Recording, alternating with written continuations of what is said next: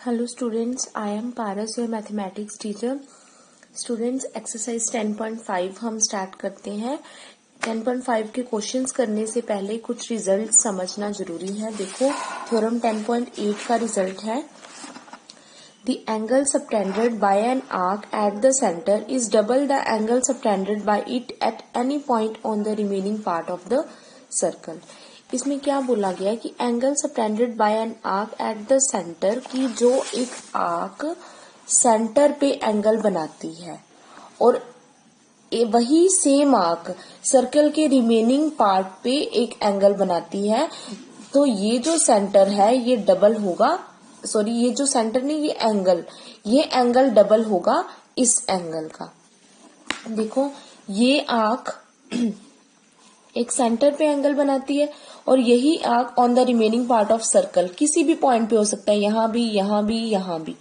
यहाँ पे अगर एंगल बनाए तो सेंटर पे डबल एंगल बनेगा इस एंगल से। ठीक है, तो हम लिख सकते हैं कि ये जो एंगल है इस एंगल का हाफ होगा, तो angle BAC is half of angle BOC और angle BOC is double of angle BAC। ठीक है, कुछ भी मतलब इस रिजल्ट की हमने ये याद रखना है, सेंटर पे डबल एंगल बनता है इस एंगल से।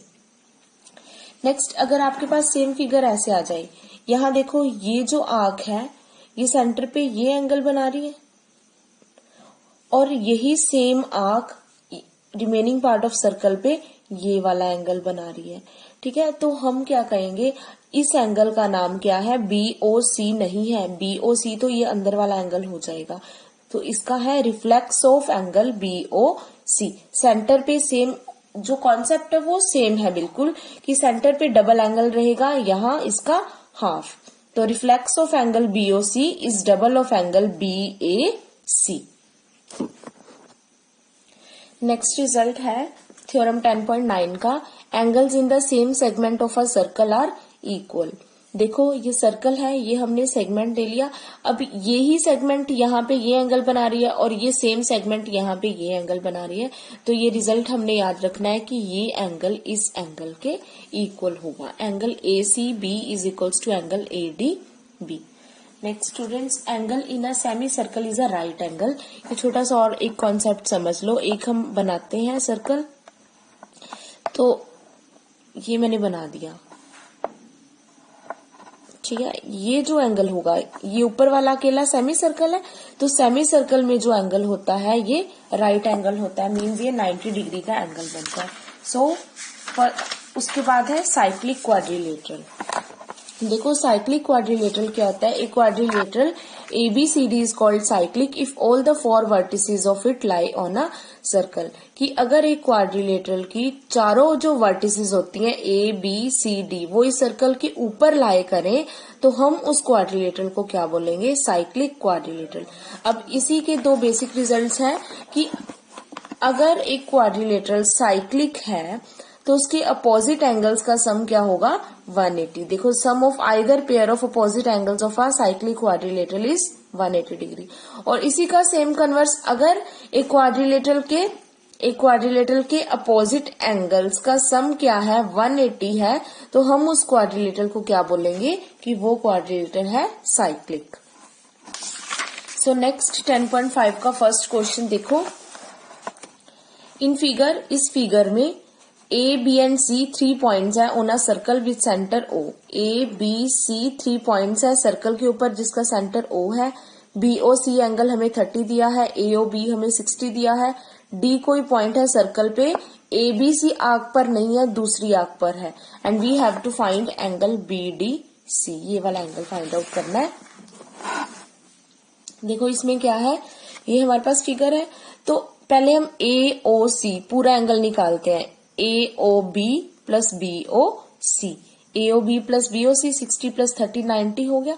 अब हमने अभी एक रिजल्ट करा है थ्योरम 10.8 का, आपने यहाँ पे पूरा रिजल्ट मेंशन करना है कि सेंटर पे डबल एंगल बनता है यहां से, मतलब यहाँ इसका हाफ होगा, तो angle ADC is half of angle AOC। AOC की वैल्यू 90 है, यहाँ हमने पुट कर दी, तो यह आ जाएगा 90/2 is equals to 45। Next question है second, a chord of a circle is equal to radius of the circle.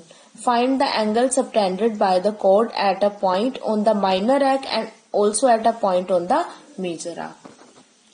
देखो इसमें हमें कहा गया है कि एक कोड है सर्कल की, वो इस रेडियस के इक्वल है एंड हमने जो ये कोड माइनर आर्क पे एंगल बना रही है और मेजर आर्क पे एंगल बना रही है, इन दोनों की वैल्यू फाइंड आउट करनी है। स्टूडेंट्स अब देखो A B O A and O B की इक्वल है, उन्होंने कहा है कि कोड रेडियस की इक्वल है, तो ये तीनों आपस में इक्वल है, तो ओ ए बी क्या बन गया, इक्विलेटरल ट्राइंगल।